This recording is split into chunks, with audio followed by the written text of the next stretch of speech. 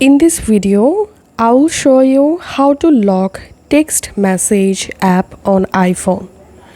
So as you can see, now I can easily open this message app without Face ID or passcode. Now I will show you how to lock this message app. First of all, make sure to update your iPhone to iOS 18. As you can see, currently my iOS version is 18.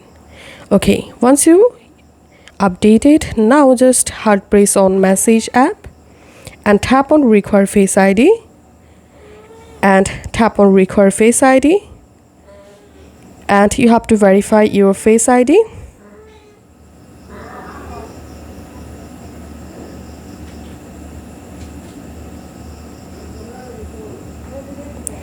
Once you successfully verified your Face ID, now on whenever you try to open your message app, you have to verify your Face ID.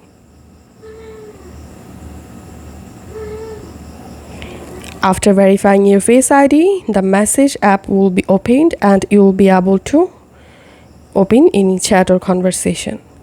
And to unlock the message, again hard press on it, tap on don't require Face ID, verify your Face ID, and your message app will be again unlocked. If this video helped you out, please leave a like and leave a comment down below. Thank you for watching.